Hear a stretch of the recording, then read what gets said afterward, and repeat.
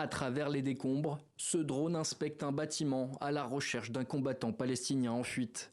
Un raid de routine au sud de la bande de Gaza.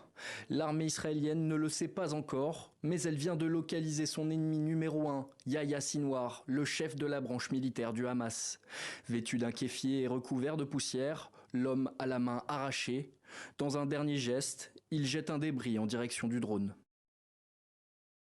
Yahya Sinwar s'est caché dans l'endroit où nos forces ont attaqué pendant longtemps. Nous ne savions pas qu'il était là, mais nous avons continué à agir avec détermination. Nos forces ont identifié 3 terroristes qui fuyaient de maison en maison. Les forces qui se trouvaient dans la zone ont attaqué les terroristes qui se sont séparés après avoir été visés par des tirs. Une frappe de tank est ordonnée sur le bâtiment. Des troupes sont dépêchées sur place et trouvent le corps sans vie de Yahya Sinwar. Pas d'otages dans les environs, mais l'armée israélienne dit avoir retrouvé sur lui plusieurs objets, dont un livre de prière, un fusil d'assaut, des faux papiers d'identité et l'équivalent de 10 000 $ en devises israéliennes. Selon les autorités israéliennes, le chef du Hamas tentait de s'échapper vers le nord. Après analyse de plusieurs prélèvements, sa mort est officiellement confirmée.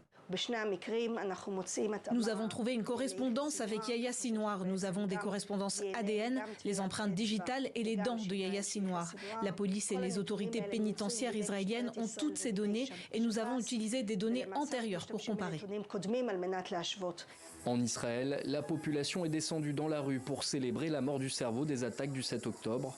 En tuant Yahya Sinwar, le gouvernement israélien se retrouve en position de force, lui qui avait juré de décapiter le Hamas. Bien que ce ne soit pas la fin de la guerre à Gaza, c'est le début de la fin. Pour les habitants de Gaza, j'ai un message simple.